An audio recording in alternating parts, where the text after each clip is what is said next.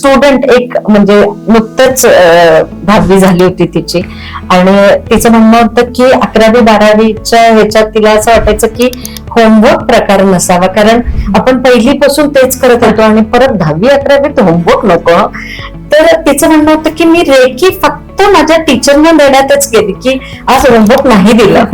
आणि खरंच म्हणजे ती जे सांगते ना की रोज काहीतरी घाई व्हायची, बेल वाजली म्हणून आम्ही शाळा सुटली, म्हणजे ऍक्च्युली ते शाळा वर्ड नाही वापरायला पाहिजे, पण तेव्हा 11th-12th स्कूल होती. सो ते एकदा झालं की असं व्हायचं तिला की अरे म्हणजे तिने मॅक्झिमम होमवर्क टाळला असेल रेकीने.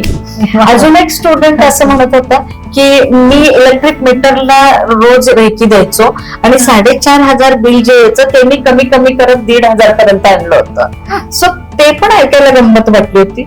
किंवा बऱ्याच वेळा असं व्हायचं की गाडी चालवताना भीती वाटते, तर हे मी ऍक्च्युली माझ्या सगळ्या ऍड्स मध्ये पण बऱ्याच वेळा मी बोलली की गाडी चालवताना भीती ते निव्वळ माझ्या स्टुडंट्सच्या एक्सपिरियन्सने सांगितलं की रेकी शिकले आणि मी बिनधास्त गाडी चालवायला पण शिकले.